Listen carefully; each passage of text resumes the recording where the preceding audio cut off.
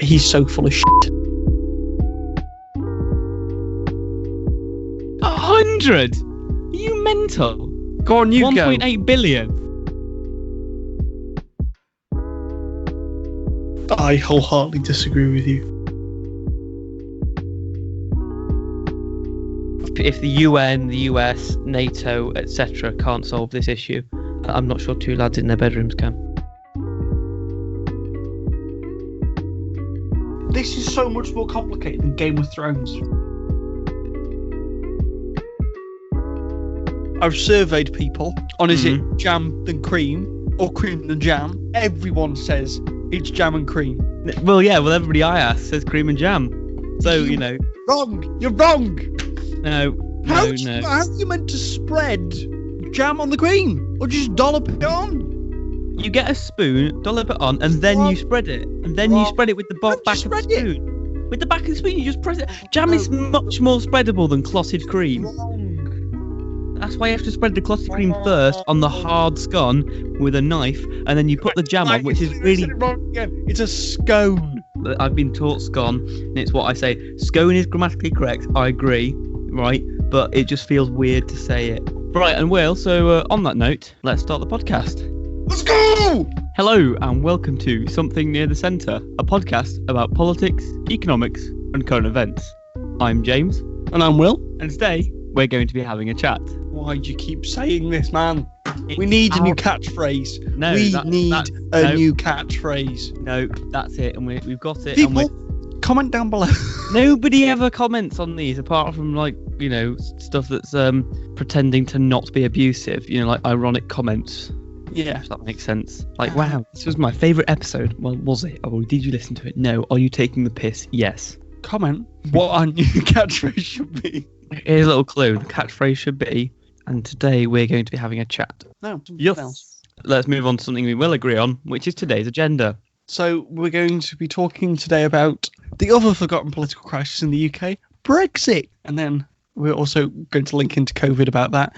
And then we're going to talk about Donald Trump and the new upcoming book by John Bolton, which is In the Room Where It Happened, released tomorrow. And we're also going to be focusing on Yemen, the Yemen civil war. Yeah, and the reason we're talking about Yemen is not because it's a new issue, it's simply because for some reason Instagram seems to have decided that it's a new thing. Yeah, apparently Yemen now matters because it never did before, but it's suddenly got traction online, so we thought we'd cover it. Exactly, it's always mattered, it's just now it seems to have picked up some online attention. But before we get onto all that, we'll just do a few news in brief sections. So firstly, and sadly, there was a suspected terrorist attack in Reading. A man was arrested after a rampage in Forbury Gardens Park near the town centre in Reading, left a number of people injured and now 3 dead. Security sources said the incident was being treated as terror-related and the alleged perpetrator, described as a Libyan, was being questioned in custody. And do you want a proper news in brief? This is how you do it now. So Brazil recorded 35,000 cases of COVID in a day. Beijing went into wartime mode because of a new outbreak of coronavirus in China. Venezuela's Supreme Court removed 2 of its opposition party's leaders, Justice First and Democratic Action. Boris Johnson said that the Department for International Development will be scrapped and made part of the Foreign Office again. The American Supreme Court ruled that in the 1964 Civil Rights Act made it illegal to fire workers for being gay or transgender. And the White House tried to stop John Bolton from publishing a book about his time in the White House. Some of the news stories around the world. You mentioned China in war mode. They're also sort of in war mode because of conflicts on the border with India. Yes. Few soldiers on either side were killed. So at least 20 Indian troops were killed, and there has been reports of Chinese deaths as well in the Golwan Valley. It's the first time there's been fighting amongst China and India in that region for 45 years. But it's always been a area of contention. Dispute. But recently it's been reported that China has stepped up its efforts. Surprise. Further outlining Chinese expansion. Linking to last week's podcast, which you should listen to if you haven't already, because it's the best one. Which has been described by some people as one of our best podcasts we've ever done. I think it's the best. So there's some news in brief for you. Now, moving on to the first main topic of Brexit. And basically, this is just an update of what's been going on since we last spoke about it and what the future for Britain and the EU is going to look like. First off, Boris Johnson said he wanted more oomph from the trade talks. And that is really, really helpful. What oomph do we need? Yeah, so there was that. And then there was also, he said he wanted to put a tiger in the tank. I assume that means he wants to, sort of add a little bit of energy and excitement and frenzy. Danger. So, Will and I have since discovered what putting a tiger in your tank means, and it's a reference to the advertising slogan of Esso Oil.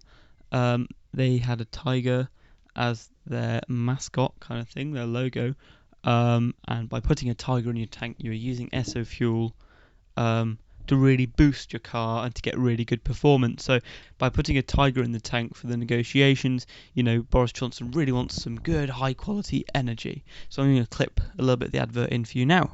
Oh, this is Rex Marshall speaking for Humble. Some people have been coming into our Esso stations expecting to see a real live tiger. Well, of course, we can't guarantee that.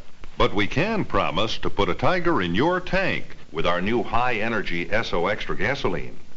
You see, this great new premium motor fuel from Humble is blended to give you octane power, firing power, and cleaning power. Octane power for fast getaway. Firing power for smooth performance. Cleaning power to protect your engine, to clean the carburetor while you drive. So when you stop in at your Esso station, don't expect to see a real live tiger. But do expect a 3-way power boost from new high-energy Esso Extra gasoline. Stop in and put a tiger in your tank. Happy motoring. Yeah, exactly.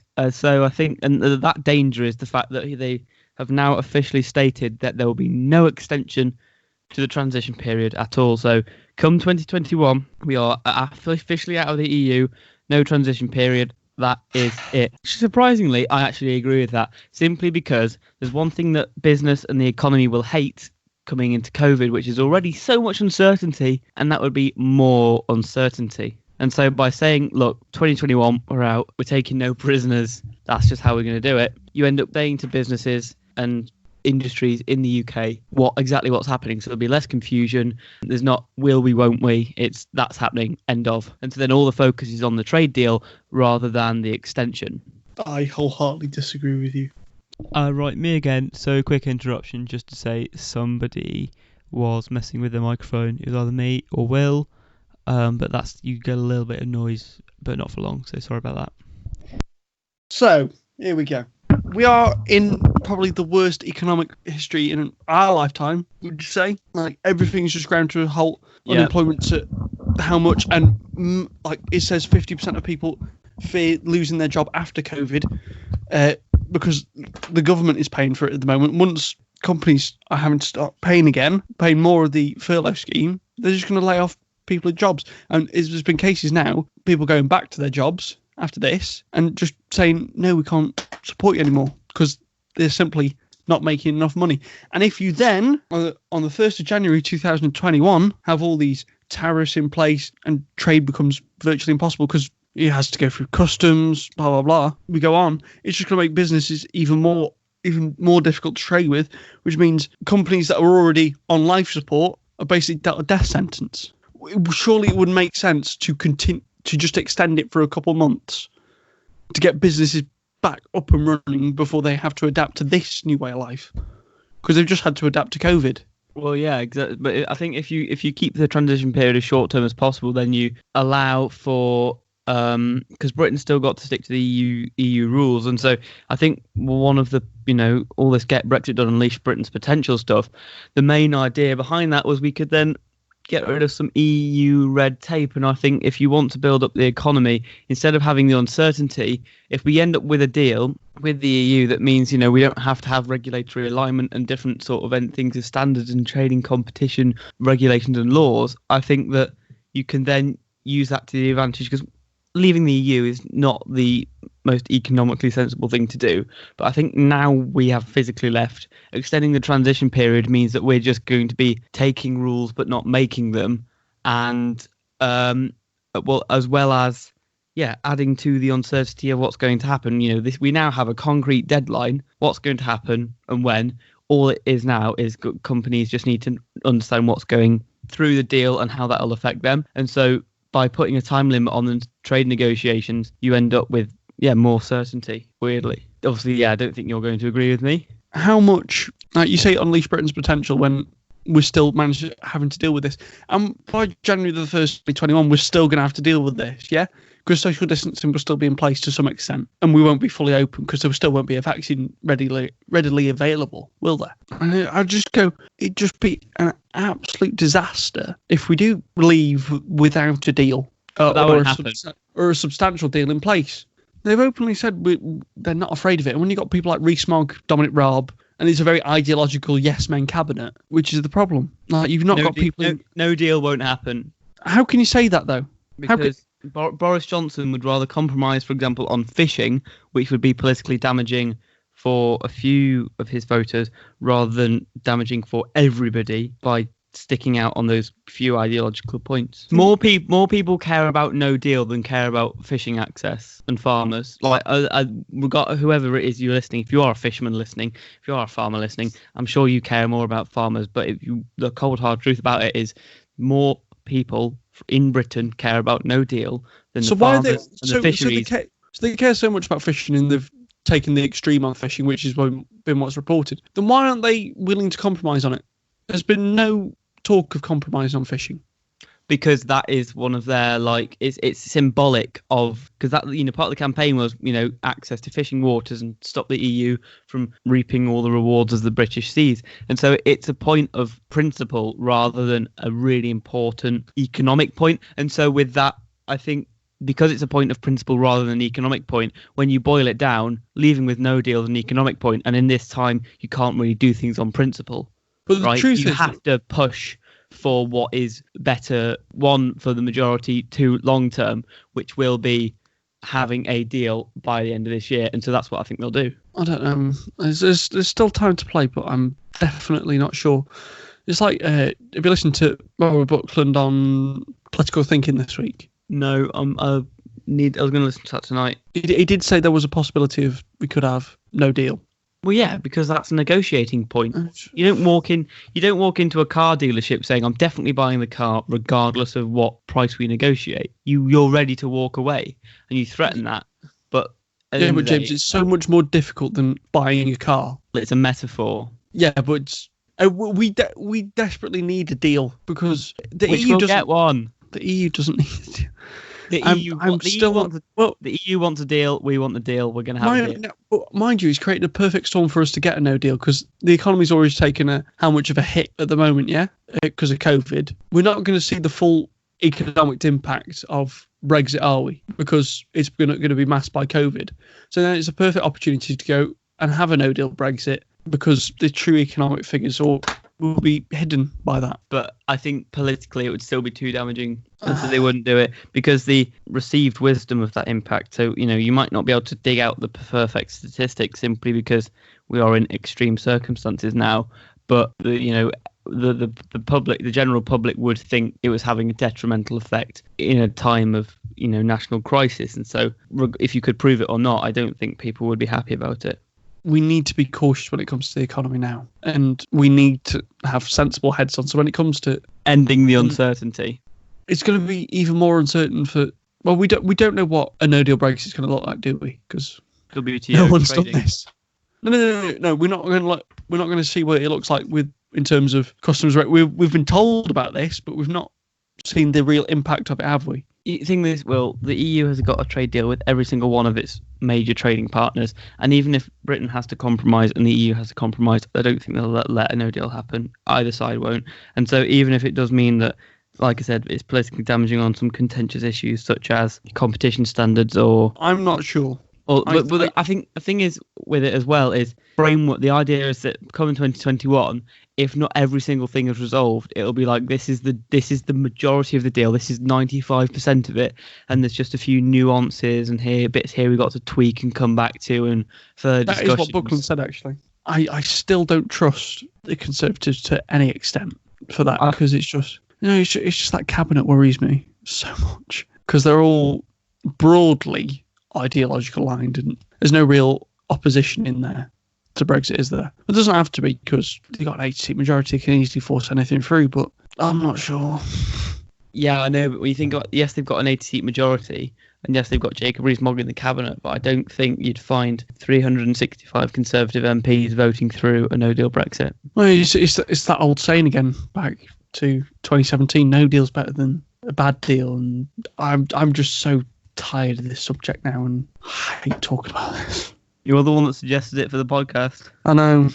It was a mistake. Well, that was... don't know, that was probably another bit like the Dominic Cummings fiasco.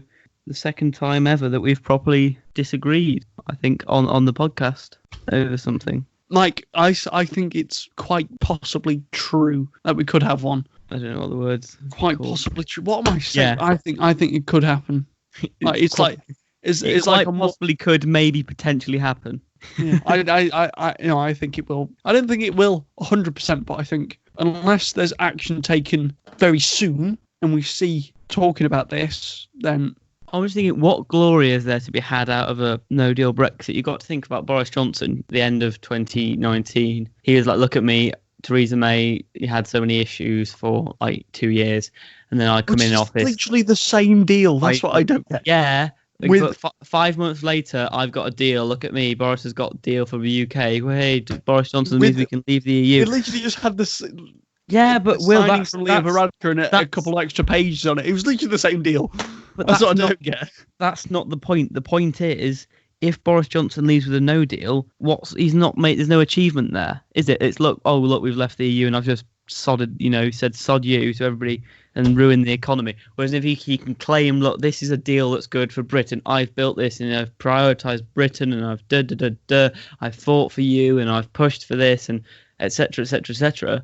If he gets a deal, so many Tory voters who probably won't even read the deal won't accept any criticism of it because it'll just be, look, Boris Johnson's got a deal. There's no, Whereas if he leaves with a no deal, you'll have just so many people who are pissed off at him. On both sides, they need to stop this childish, oh, you said this and we said that and it's their fault. No, it's their fault. They just need to properly come together and make compromises on both sides. I think Boris has got his personality on his side, and I know that's like a bit of a cliche to say, oh, look, he's charming. No, he has on this side, but his reputation, I'm not going to lie, has taken a lot of it. It has taken damage during this whole COVID thing. So I don't think people are going to trust him as much as they would say in February. Because I see that, but COVID's going to have a massive impact on this now. I'm convinced. But that's just going to mean both the UK and the EU prioritise a deal over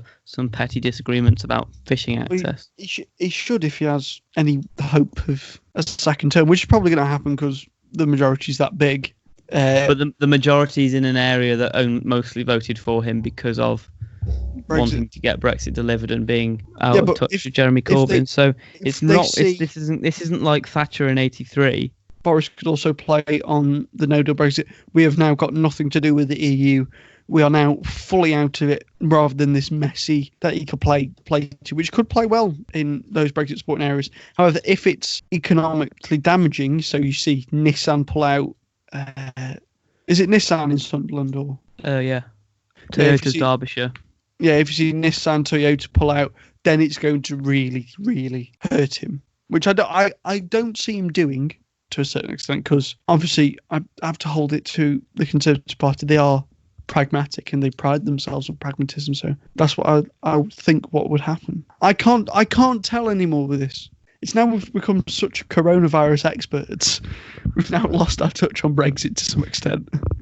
Well, yeah. Well, the thing is, it's no longer much in the news simply because there isn't a huge deal going on. And I think in the past it was always in the news about negotiations and predictions and polls and etc. etc. etc. Then he got a deal, so that took up the news headlines. And then we got a general election, so that took up the news headlines. And then as soon as that was, all that had sort of blown over, we ran into coronavirus, and just in the time we were meant to be making trade negotiations, it's kind of put the brakes on things a little bit. But it's also just given more haste from now on. COVID is now starting to become less and less of a thing, where we're starting to see as the coverage is going back to that to some extent, and people are becoming more aware about it than they were a month ago. Yeah, I think it's losing the nation's attention, despite still being a very important issue. Losing, as we've discussed many times, people are just bored of social distancing. I keep going to people, you still know we're in a global pandemic. I've given up on moaning. Same, because there's no point. It's just falling on deaf ears. Like nearly 45,000 people have died, It is a brutal and effective killer. Yeah. I know it's going down, but you can't be complacent. No, not at all. And it's like this whole 1 metre rule thing. Several senior health executives said, let's be cautious with this. Let's not go straight away. Weird thing is that they announced there was going to be an announcement about the 1 metre plus rule. Right. We the last time they said there's an announcement going to be about an announcement, which is going to be tomorrow, was the one before VE Day. And look how that was a disaster. I don't get why they're not learning. But this whole 1 metre rule thing, but it's like we've got no clarity from international, like the WHO, who said it isn't a factor, to our health executives that say it is. Can we have some clarity, please? Because we don't know what we are doing. So people have just created the rules for themselves. Which I've seen coming from more and more people, and people who I would have thought would have been really quite up with the rules. And, It's like, are we meant to wear a mask? Yes or no? Can we go see our grandparents? Yes or no? Can we go shopping? Like, what's the restrictions? Are we meant to be 1 metre or 2 metres apart? I think it was always going to get complicated because as soon as you start easing the lockdown, you leave more wiggle room. The rules are there. You can have a support bubble, which means one family can meet up with another. What's made living alone coming out of lockdown so much harder than in other countries is the fact that we weren't able to deal with it in the first place. It's still more than likely we can have another outbreak when we're trying to come out of it. It's trying to mitigate that issue to some extent. And people who go, oh, but look at France. They're coming out a lot, like all their pubs are open now. And again, I'm going to refer to The Economist in the Not Britain's Finest Hour article. It does highlight it far better than me. So it says, Britain is still living with the consequences. The spread of the virus and the devastation has made leaving lockdown difficult, shown by the halting of return to pupils by school. Only 5-year groups have gone back. And many parents are choosing to keep their children at home, stuff like that. So that's kind of like Brexit and COVID-ish, right? Sorry, it's so bad. One thing I was going to mention about coronavirus is the track and trace app that was going to be built. It's not ready to winter. No, it was going to be built by the NHS, and then they've decided, and then somehow it didn't work on certain phones and software and really all that. This is meant to be world-beating. Yeah, this world-beating app didn't work at all, and so they've had to hand the keys over to Apple and Google to sort it out for us. I can't say I'm surprised, and I don't know why that wasn't done from the start. And didn't one of the health ministers in the health select committee say it's not a priority? Why isn't this a priority? If you look at all the countries if you want to get out of lockdown quicker. If you look at all the countries that have been really successful, tracking and tracing has been key. South Korea, Vietnam, Germany, New Zealand. All have competent systems which work on phones. And why isn't this a priority? They prioritise that. They're out of lockdown now and are easing restrictions.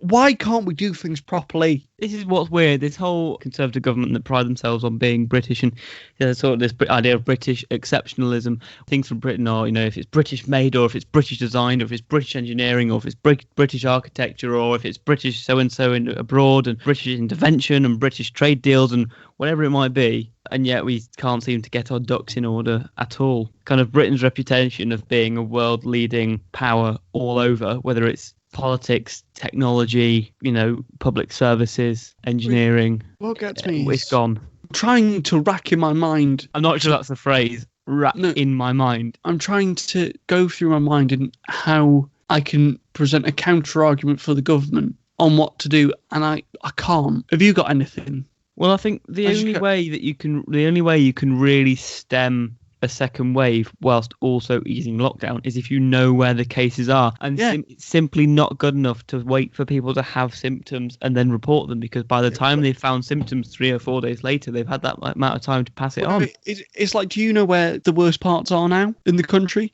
Like the last time we really heard was it was in the northwest around here, but we don't know that, and it's really stressing me out. But good news is we can go to the pub. Yeah, 4th of July, Independence Day. Moving over to the other half of our comedic double act, the US and what's been going on over there. Laughable at the moment about what's going on in our countries. So all I'm going is, thank God we're not America or Brazil. He held a rally before we got on. Let's go with that. He held a rally because apparently it's safe. COVID's fine. 18,000 seater arena. The top deck was something like 90% empty, and it was estimated only around 10,000 people showed up. But apparently they had 1 million requests for tickets, which is apparently a massive prank now. Yes, I was just about to say, apparently it was people in like the K-pop community. Yeah. I don't know how true that is, but I find that quite funny. Yeah, 1 million requests for tickets. I did find that very... And it seemed to be all just pranks from like an online subreddit community. Well done, guys. I remember because I was stupid and I couldn't get any sleep, so I watched it and I looked, and they had a wide shot of it, and it wasn't like obviously most of the floor was covered and the lower deck was covered, but the upper deck was completely empty. Thousands of people who'd gotten tickets online didn't show up, thanks to a secret campaign on TikTok. The disastrous turnout, a paltry 6,200, filled just 1/3 of the indoor arena. It left the president looking dejected and forlorn when he returned to the White House, his tie undone, red hat in hand. The president had boasted that 1 million people requested tickets, and he promised to fill the 19,000-seat arena. It turns out the Trump campaign might have been trolled by teenagers, TikTok users, and Korean pop music fans. Before the Tulsa rally, these tech-savvy groups mobilized to reserve tickets for an event that they had no intention of attending. Oh my God, I just registered for Trump's rally, and I'm so excited to not go. While it's unlikely they were solely responsible for this low turnout, their antics may have inflated the campaign's expectations for attendance numbers. Clearly, not everybody showed up in Tulsa. Maybe people heard the huge numbers and said they didn't want to go through the hassle of the crowds. Getting foiled by a bunch of meddling kids. I mean, that means Trump is basically a Scooby-Doo villain now. Although at least Scooby-Doo villains wear masks. Was there any sort of attempt to socially distance? No, they're all packed in. Surely if it's half full, that you could try maybe 1 meter between people? No social distance because, back to normal. However, they've also seen in 23 states, they've seen a rise in cases. And in Florida and Alabama and Georgia, they've seen the highest amount of cases in a day, which Donald says it's because they're doing so many tests. That's the reason why I find it. The more people you test, the more COVID you find. Wow, you're a clever guy, Donald. Well done. Well, it's like, and he's told people to stop. I'm just going, how can people believe this? Testing is a double-edged sword. We've tested now 25 million people. It's probably 20 million people more than anybody else. Germany's done a lot. South Korea's done a lot. They call me, they say, the job you're doing. Here's the bad part. When you do testing to that extent, you're going to find more people. You're going to find more cases. So I said to my people, slow the testing down, please. I stand before you today to declare the silent majority is stronger than ever before.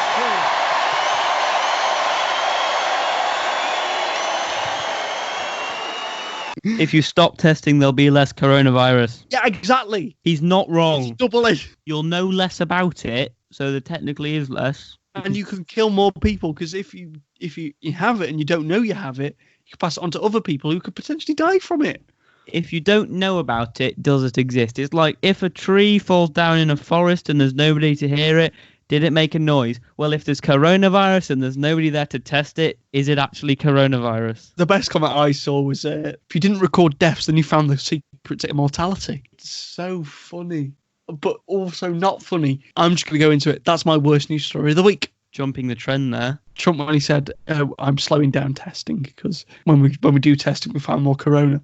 No way. Yeah, I really can't say much about it apart from the fact that he is clinically thick. Yeah, willfully ignorant. That too. Staying on the topic of Trump and America, who is John Bolton and why has he been in the news? So John Bolton was or Wacko John Bolton, as Trump calls him now on Twitter, was a former national security advisor who was fired, or there's debate of whether he was fired or resigned about last year. He's published a book called In the Room Where It Happened, which is his kind of like his diary entries into his time as national security advisor, into which he says, do you want me to read out all the acts? Apparently, in a summit, Trump tried to tell President Xi of China to please, was it more crop? Buy more goods from American farming swing states. To help me win the election. So that's places like Ohio. Yeah. So by that, it would basically be giving a false idea of how well Trump was doing with the economy, because if the swing states were doing well in their own microeconomies, because there was more Chinese demand for goods because of Donald Trump's pleas, then it would mean that the areas that matter would vote for him. Thank you very much to the Sunday Telegraph, who have published a double-page spread filled with extracts from the book. It's an exclusive if you can get it online. And it is literally just a double-page newspaper spread, which you've got to remember, it's literally like, I'd say, maybe 10 pages of a normal book worth of extracts from the book itself. And I've read it. I read a news article, and it's made me even more intrigued for the book when it's published tomorrow. So apparently Xi told Mr. Trump about these camps, which he calls correction camps, but have been described as concentration camps for Muslims. And Trump apparently approved of them and said they were a great idea. And then in a summit with Kim Jong-un, the North Korean dictator, Mike Pompeo, Secretary of State, seen as one of Trump's key men, apparently handed John Bolton a handwritten note saying he's so full of shit. We're not finished yet. It said apparently invading Venezuela would be cool. He gave favours to dictators he liked in China and Turkey. He backed up the Ukraine quid pro quo. Didn't know Britain was a nuclear power, and journalists should be jailed for the ones who disagreed with him. I saw executed as a quote. These journalists, like a flippant remark, these journalists should be executed. Apparently also he spent most time advising his briefers and advisors advising him. I also read that he thought Finland was like a satellite of Russia and didn't realize it was a part of Russia. Yeah, and he didn't realize it was a completely independent state, which was true about up until 100 years ago. Yeah, true about 100 years ago. So in the extract in the Telegraph, it focuses a lot on NATO, and he is obsessed with NATO and GDP contributions to military defense, and yet he doesn't seem to understand how it works. He keeps using contribution to NATO as a phrase, but the way NATO works, it's basically just a big agreement. They have the ways of running it, which cost money, and that's what people contribute towards. But then you basically just say, I'll join NATO. If anybody else invades a NATO country, then we'll all go to war with the invader. And so the only contribution you make to NATO is to pay for the running costs. It's just your GDP spending on your military that is what you contribute to NATO. But I think Donald Trump thinks that you pay into NATO, right, to contribute towards it with your military power, whatever it is. And so he keeps pushing Germany, for example, who's a rich country that only spends 1.2% GDP on military spending. And there was an agreement in Cardiff where they basically said everybody should contribute about 2% of GDP to military spending and to defense spending. And so he keeps saying how I'll only contribute what Germany contribute, but that would mean that he'd reduce America's GDP spending by 3/4 down to 1.2%, and I don't think he understands how it works. And then, so in response to this, apparently Trump filed an injunction against him publishing, which has been denied because obviously it was distributed far too widely for it not to go out.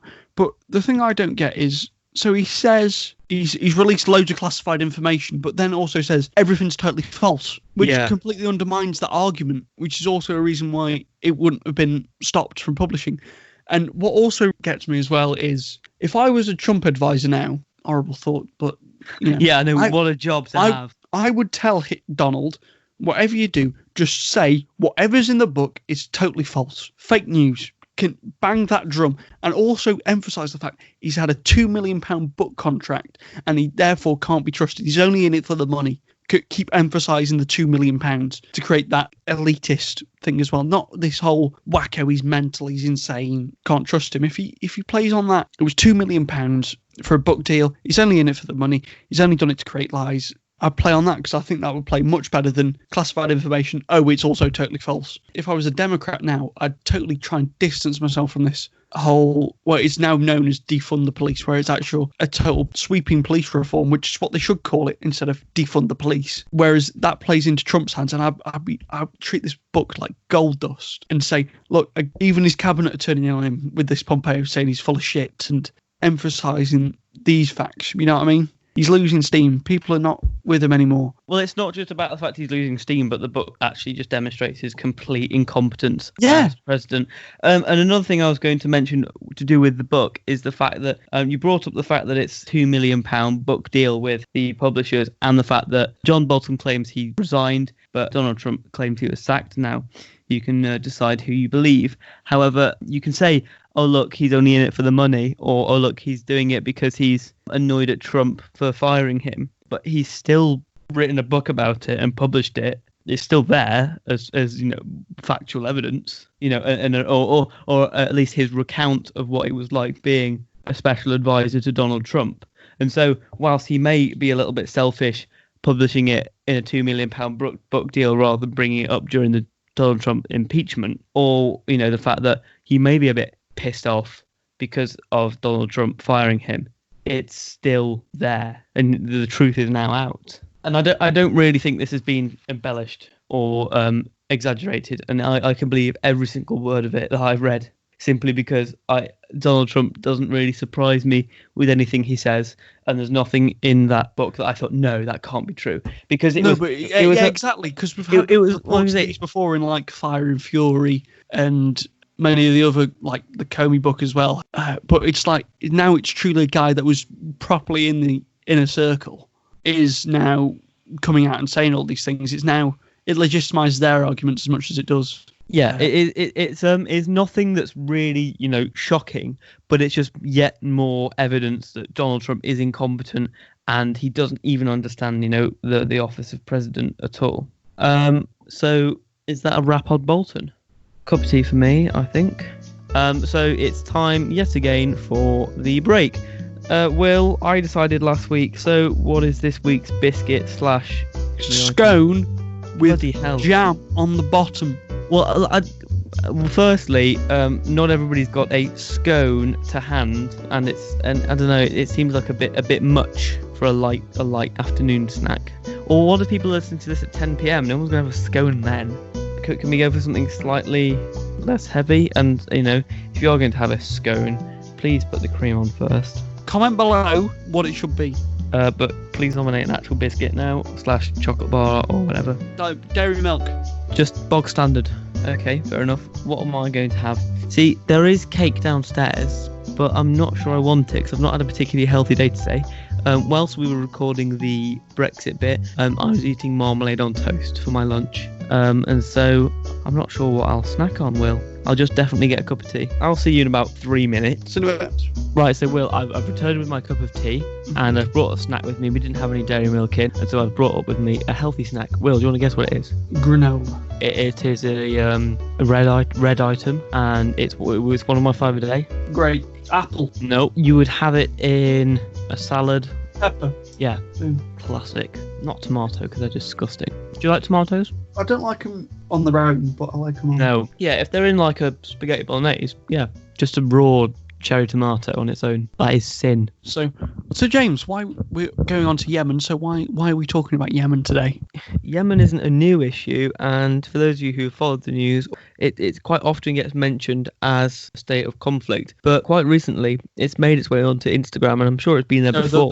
The past week. Exactly. It's gained traction again. So in the past week, people have got bored of posting about Black Lives Matter, and they've decided to move on to a new movement, which was all about Yemen, this new crisis that seems to be going on that hasn't been going on for nearly a decade. So we've decided to educate people on what's going on in Yemen and the history behind it all. Explain why it's so hard. Yeah, exactly. To make change. So I'm going to talk you through the history of what's basically like a Cold War in the Middle East, even though the amount of wars that are going on over there, it doesn't look like a Cold War, but there's a little bit, behind all that.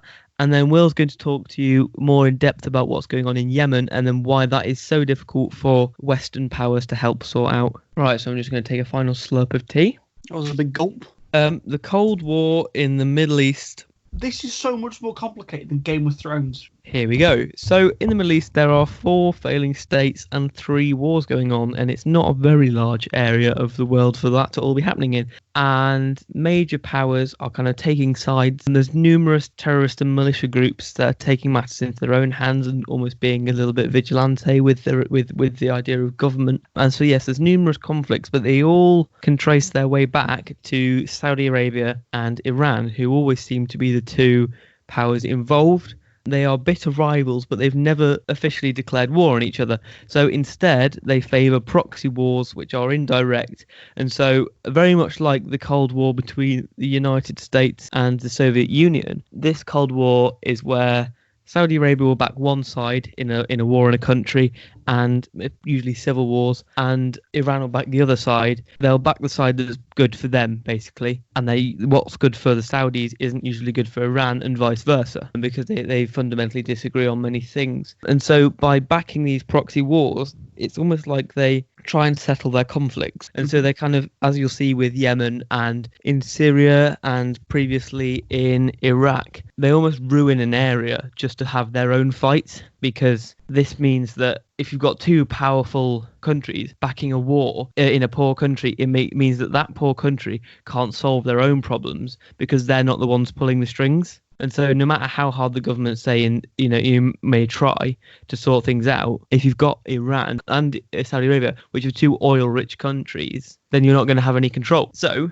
the civil wars are a threat and an opportunity to both of them, and each side tries to maybe contain each other. By backing these wars, they stop the other side from getting more powerful. Back to the history of the 2 countries. Back in the 19th century, the Arabian Peninsula was tribal groups under the control of the Ottoman Empire, but after the First World War, it collapsed. And so one tribe, the Al Saud tribe, rise to power, and by 1932, they were recognized as the Kingdom of Saudi Arabia. They discovered oil and were quickly very rich, so they built lots of infrastructure and transport, gained more power, and then they formed a bond with the US, obviously, as an oil-producing nation. Iran is slightly different. Although they were still emerging and they had plenty of oil themselves, foreign intervention was causing lots of issues, so they were invaded by Russia and Britain twice in the 19th and 20th century.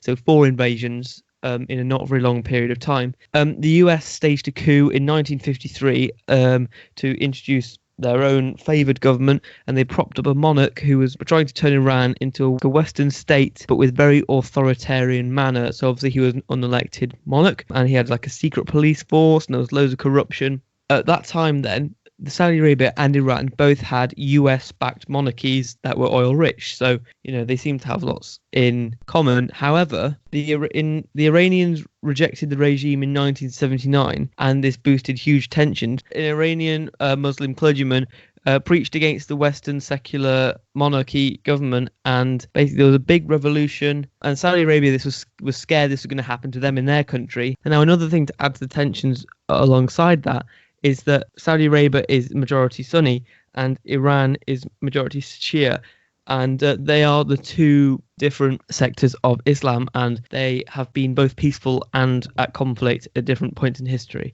So that's not the only factor, but it adds to the tensions. Now, the Iranians began to back Shia-based rebel groups in Iraq, Afghanistan, and Saudi Arabia, and so the Saudi Arabians retaliated by bolstering its alliance with the US and created the Gulf Cooperation Council, so the GCC, basically creating an alliance with other Gulf monarchies. And then in 1980, Saddam Hussein in Iraq invaded Iran in an attempt to quell the power of the Iranians, and that very quickly became a stalemate. Now, the war lasted for 8 years, but as Iran began to win, Saudi Arabia backed up Iraq with weapons and money and logistical help. So Iraq became a wall almost between Saudi Arabia and Iran.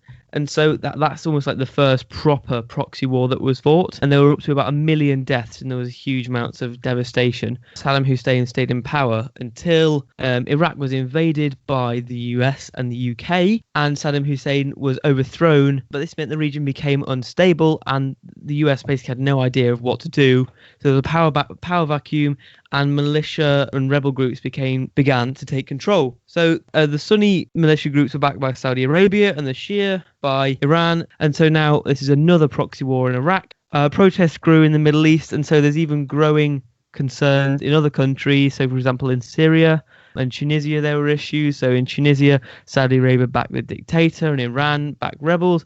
And in Bahrain, again, Saudi Arabia backed the leaders there, whilst Iran tried to back rebels. And so you see this as an emerging pattern, usually, where Saudi Arabia wants stability without revolution, and Iran wants revolution like they had in their country. And so we come on to Yemen. So yeah, Will, I'll hand over to you where you can explain the proxy war that's going on in Yemen. So what's happening in Yemen began around in 2011 with the Arab uprising, where they ousted leader Ali Abdul Saleh for unemployment and government corruption, which was supported mainly by the Houthis, the prominent rebel group, and it established Saleh's vice president, which we're just going to call Hadi, which is his last name. So in 2013, there was a UN resolution talking about in Yemen to create 6 federal regions, which wasn't popular amongst the Houthis, who then formed an alliance with Saleh, and basically that's where the war started. So the Houthis, am I saying that right? They're backed by Iran, aren't they? And the Hadi-led Yemen government are backed by Saudi Arabia in this. So that's basically where the conflict has arisen from. And then there has been, and obviously Saudi Arabia supply Yemen with weapons, which they have got from the US and Britain. Now this is where kind of real outrage started. It's caused mass famine and starvation for millions of people who live in Yemen. It's caused what the UN described in 2017 as the worst humanitarian crisis on the planet, still continues to this day, which is where most of the outrage has come from. Well, I was just going to mention, so a number of key trading port and infrastructure and roads and things like that have been destroyed by the war, which means there's no way to really get in lots of foreign aid. And so this is why there's such a bad crisis. The food is running out because it's really difficult to get food in. There's a whole border block from Saudi Arabia, which means that people aren't able to get in supplies and food to help.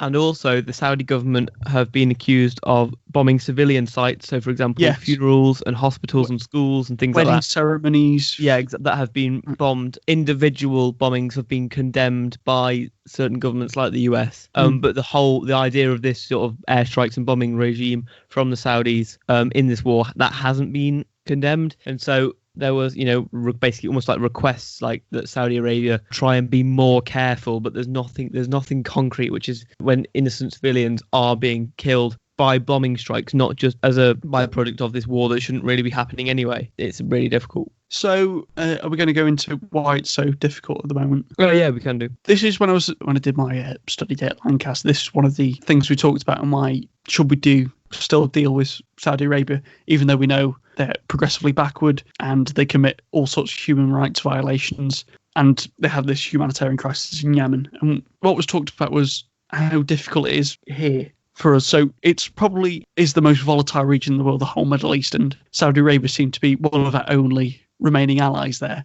They also have the most valuable commodity still, which is oil, which we can't go there, but also the economic impact if we stop selling arms to Saudi Arabia, like I've seen a lot of people. I'm not going to go into whether it's right or wrong. I'm just going to go, if you were a prime minister talking about this, they would say, so I'm selling this, I'm also getting this oil, and I also have a sort of influence in that region. But the economic arguments would be, so you've got BAE Systems who supply British weapons, and they are exported to Saudi Arabia, which are one of the largest buyers. If I completely cut them off now, I could see a slowing down in BAE Systems. More people could be unemployed. There could be a substantial loss in revenue, and that could be pinned on me, and it's not going to be good for me in the next election, because what will gain more traction in an election would be more economic impacts than what's happening in the Middle East would play better with the electorate. Then you also have, if, say, America and the UK stops selling weapons, Saudi Arabia would just easily look for someone else to buy weapons from. could be people like China or powers like that. Then you could also have, if Britain just stops selling weapons to Saudi Arabia, the crisis wouldn't end. Saudi Arabia would simply buy weapons to supply the Haiti government with. So it's such a complicated and delicate issue. It's not as simple, like many people say, of just Britain pulling out. Well, no, because Britain's just part of the supply chain, really, with this. Yeah. And but I also think it would be politically damaging for relations between the UK and Saudi Arabia. And so, if we stop supplying them with weapons, and if we really did condemn the action, which it is condemnable, we would lose any drop of influence we might possibly have with Saudi Arabia as, like you said, our last ally really in the Middle East. And they're a very long-standing ally since like the end of the Second World War. I think it's important we don't get into what we think's right. We just want to explain why it's so difficult and why there hasn't been any change. Yes, exactly. Yeah, and also why it's difficult for what people can do in the sense of there are loads and loads of charities and things like set up to help out people in Yemen and the civilians in crisis. And as much as I can encourage you to donate and try and help, because of, like we were saying earlier, there've been destroyed ports and infrastructure. It's really difficult and it's really dangerous as well for people to be able to actually help provide aid, simply because it's such a volatile area that even if you could get it in, which will be a struggle, it's not like you've got then an NHS that just needs more funding to help get people healthcare. It's not like you just need to stock the shelves of a supermarket. It's simply the fact that, everything has been destroyed and torn to shreds, and millions of people have been displaced from their homes, and they're just living either in different parts of the country with potentially family, or more likely just in little shacks that they've had to build for themselves. Well, it's like creating new slum areas or living in ruins of cities that have been destroyed by conflict. Everything that they can do is just a risk to life, and there's literally no infrastructure or institutions that can be used to help. I'm not sure what the way out is. Will, I mean, you are soon to be a international relations student, and I think this is one of the most difficult international foreign policy issues of our time. And so if anything, like a slight leaning one way or another, you don't have to commit to anything, but what would you say might be the best course of action?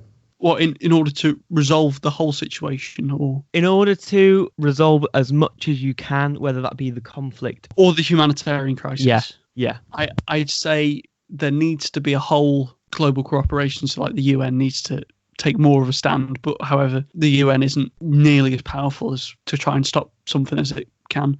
I read an interesting article the other day of the UN's peacekeeping force has a slightly bigger budget than the whole of New York City's police department, and they've got to police the whole world, or like the areas that are worst affected by war. That's crazy. Yeah. So there needs to be a proper discussion all around the table, which there tried to be in 2017. However, the Houthis actually assassinated Salah for even suggesting something like that. So there has to be a kind of way to get around it, but it's such a volatile situation. I don't know how it will get solved in any time soon, sadly. At Lancaster, one of the studies is peace studies, so I'll get back to you on that. I'll do some more.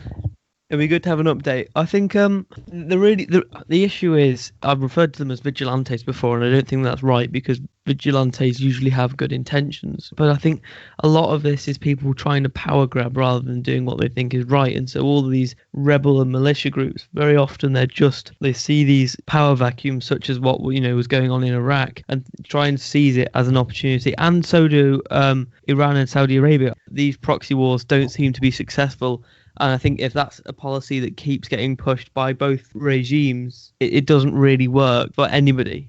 And I don't know how you tell that to them. It's almost a little bit like unilateral nuclear disarmament. It's like, if I get rid of my nuclear weapons, what's to say everybody else does? Right? Yeah. And multilateral nuclear disarmament and that sort of thing. If I say I won't fight in a proxy war, what's to stop Iran backing a regime that will end up weakening me? And you can very easily secretly back a regime. You just sort of like siphon off a little bit of taxation income and then sell them weapons. Very easy to hide it, and therefore they can hide the fact that they are breaking this arrangement. We're trying to be informative here, and rather than providing solutions, because or providing our own opinions, because exactly. We want people to be educated on this issue and understand that it's not just as simple as doing one thing will lead to another. And it's not just an issue since it's cropped up on Instagram. This is like it's been an issue going on 6 years now. Well, yeah. Well, the war in Yemen's been going on for that long, but these proxy wars, in everywhere across the Middle East, have just been going on for decades, really, since the Iranian Revolution. I was just thinking, if the UN, the US, NATO, etc., can't solve this issue, I'm not sure two lads in their bedrooms can. No, we definitely can't. That aren't nowhere near experts in this field. I just want there to be peace. Sorry, John Lennon. Sorry. Will, I'm quite liking these educational and informative. I think we should have at least one a week because, like. So what's next? What are we educating people on next week? I don't know. Have a look. We'll find one, and I think that could be our forte now. Is what's going on in the world somewhere. Things you should know, but you don't. You might see it in the news, but you'll very easily ignore it because it's not directly impacting you. Right? Shall we wrap up there for today? But we finished now, which is 6 o'clock. I don't think it should be legal for it to be this warm. Right, you think that's bad? Let's try and be ginger. Will and I are recording on potentially the hottest day of the year so far, which in my opinion is too hot. Right, so just before I let myself continue, I just want to say we had a few network errors whilst recording, so there's a few bits that might cut out or might sound a bit stuttered. You can understand what we're saying, or if maybe you can't quite hear it, I probably will repeat myself later, as is my habit. So we should all be fine with that. So we're going to do a game now. The game is called How Many Boris Johnsons? And it's really quite simple, okay? So, Will, we're going to have the height, weight, and estimated net worth of Boris Johnson as 3 potential categories, right? And so I could say, how many Boris Johnsons tall is the Empire State Building? And so we know his height is 175 centimeters, so it's just an estimation, right? And we know his weight is 85 kilograms, and his net worth is, you ready? Will, do you want to guess his net worth? Boris Johnson? Yeah. I'm going to go 12 mil. 18 mil. Oh, rich guy. So anyway, so that's what we've got. So it would be, how many Boris Johnsons does it cost to pay for the NHS every year, or whatever it might be, something like that. Okay, which one do you want to start off with? Height, weight, net worth. It's up to you. We will start with the wealth ones. Will. So, right, Will, heads or tails? Tails. Heads it is. Right, I'm going first. So how many iPhone 11 Pro Maxes Boris Johnson afford? Take a wild guess. Right, if you've got a figure in mind, I'm going to try and work it out just with, how much I think they cost. 8,500. Right, I'm going to say 18 million divided by 1,000, which is 18,000, isn't it? So I'm going to say 18,000. Right, I'm just going to Google. First thing that comes up on Amazon is 1,249. That's the top one, right? Oh, that's not going well for me. Right, this is the guy who's doing A-level maths, and this is the guy who hasn't done maths in 3 years. He can afford 14,411. So yeah, that's me. I'm closest. Right, next off, Will, you're choosing a wealth figure. I went, how many Boris Johnsons can fit into the government budget? Wow. I'm going to go just 100. No. What? 100? Are you mental? Go on, you 1.8 billion. You saying 100, Will?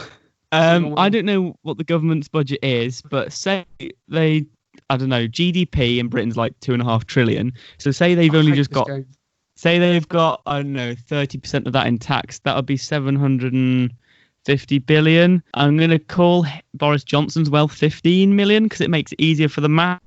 So I'm going to say, what are we on? I can't really be bothered to do the maths in my head. Right, so Google it. What's the government spending budget? Will, I'll let you Google it. You said 100. Right, I'll go with 1,000. Oh my god. Huh?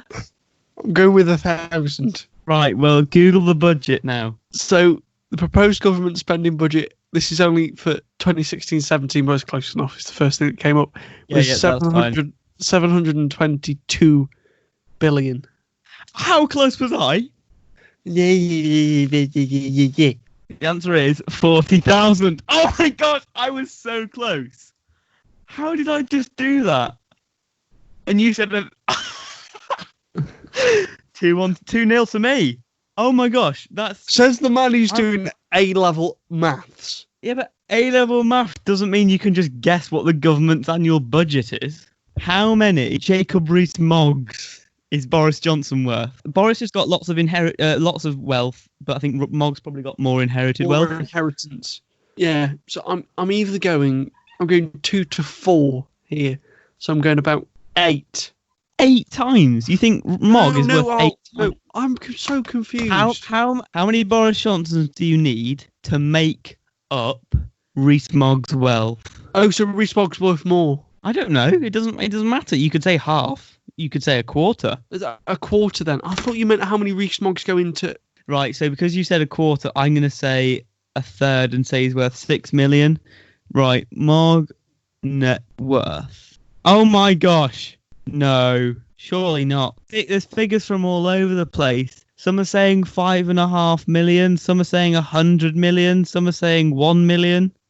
Oh, come on. What is it? What? I feel so thick. Okay, so 2 old Bentleys, which are worth loads. He's got a property behind Westminster Abbey, which is worth 5.6 million. He's got another house worth 4 million. And some more buildings worth millions. So it's over 10. So I was the closest because I said the highest. That's another one to me. So 3-0. Right, Will, do you want to do more finance or do you want to go to height? I just want to end this game, to be honest. Right, we'll do 3 from each then. So now we'll go on to height. Will, you can start on this. So we'll take 2 from you and 1 from me. Now, reminder here, Boris Johnson is 175 centimetres tall, which is 5 feet and 9 inches. The Burj Khalifa. You go. I think that's about 800 meters tall. 800 divided by 2 is 400, but it's not quite 2 meters. So I'm going to say 500. 500 Boris Johnsons. I'll go 450. Right. How tall's the Burj Khalifa? Well, I've been up it, which is quite fun. 829.8 meters. Divided by 1.75 is, you said 450? Yeah. And I said 500. Down the middle would be 475. The actual answer is 474.1. There we are, 3-1. I've chosen the anaconda, which is like the longest land animal, big snake. So how if you put an anaconda on its tail up to its head in height, right? How many Boris Johnsons? I thought 10 meters, but then I saw it and I went, 10 meters is like the height of, where the platform that Tom Daley dives off. I'm going, it can't be that tall. I'm going to go with 5 meters. That's the height of a double-decker bus. Okay, so divide that by 1.75. I'll go with 2.5. Right, so I actually thought that anacondas were about 10 meters, 9 or 10 meters like you, so I'm going to say 5. How do you spell it? Anaconda. No, I thought they were bigger than that. 5.21 meters. No way. I thought they were much bigger. I'm backing it. Wait. Here's an idea. Right, Will. Wikipedia says 20 to 35 divided by 5'9", which is the same as 5.75 feet. And the answer is 4.3, and I said 5. But should we just give it to you? No, it's fine. Today's not been your day, has it, Will? Moving on, your turn to pick another height. Big Ben. Why are you so depressed? Right, I have no idea how tall Big Ben is. I'm going to guess. It's tall, but it's not that tall. I'm going about 50 meters. 60 to 80. 30 Borises. 30 Borises. Okay. See, I'm thinking a bit taller. I'm going to say 38 Borises. Right, Big Ben height. It is 96 meters tall. Oh, for fuck's sake. What is it now? 4-1? 5-1. Moving on to the weights. Right, Will, straight away, I'm going to submit mine, which is the Boris bike. How many Boris bikes make up the weight of Boris Johnson, or how many Boris Johnsons do you need to make up the weight of a Boris bike? That's what we want. So how many Boris Johnsons to make up the weight of a Boris bike? I think the lightest bikes are around 6 kilograms. Yeah. That's the UCI limit. So I'm going, they're 10 to 15, because obviously they're made of aluminium. They've got the big. Yeah. So I'm going about 12 kg. How heavy is Boris? Boris Johnson is 85 kilograms. Guess a little bit of maths around that, Will. Still love the fact that you thought that the government's annual budget was Shut up! 1.8 billion quid. It's 7 Boris bikes. 7, right. So I'm going to say, I was going to go for 6.5. What's the breaking news? Rebecca Long-Bailey's been sacked for sharing an anti-Semitic article. Oh no, I'm really surprised. Sorry. There's no other details, but 23 kilograms there, Will. That's what it says. So I've won. No. Because what did you say? I thought you said 6. I said 7. I said 6.5, but because they're heavier, you'd need less of them. You'd need less than 4. Your turn to nominate a heavy object, or the weight of any object, actually. Gone for a sumo wrestler. The average weight of a sumo wrestler. That's brilliant. Right, sumo wrestler. I'm thinking they're not very tall, are they? I'm going to say 1.8 Boris Johnsons. Oh, I regret my decision. It's 1 and something. I go like 1.7. 147 kilograms divided by 85 is 1.3. What did you say? 1.7? Yeah. Well done, Will. You win that round. Right, the final one. What are we on now? I've won them all but 2, and so we will have done 8. So it's 6-6-2. Yeah. How many Boris Johnsons does a blue whale weigh? I'm gonna go like 100,000 kg. So yeah. Okay. So you think they're 100 tons, right? So how many Boris Johnsons is that? Will, do your maths. 1,100. 1,100 Boris Johnsons, okay.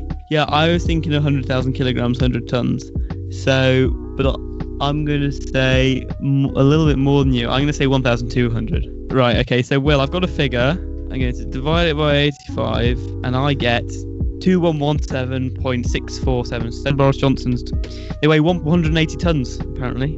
So it's more than 100. So that will be 7-2.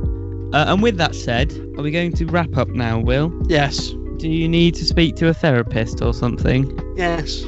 Thank you all for listening. There was no actual proper worst article feature this week, simply because we were time bound and we thought that would probably be the thing to lose. I wish it was the game now. I don't know, because you can't win worst article. You can't be brilliant at it, you just have to find one. Whereas you can be really good at guesstimating. See we're never playing that game again. Bye, guys. Goodbye. That's that. I think we've said enough goodbyes, Will. I mean, we've literally done. Yep, that's fine. Will, my Surrey Open day was quite good. So sadly, it turns out that Will and I's goodbye didn't actually record. We said quite a few of them. We kept repeating ourselves. But I'm just here to say, on behalf of Will and I, thank you very much for listening. Tune in again soon. Like, subscribe. That's the first time we've said that. So do it if you like, if you want to. Yeah, thanks for listening.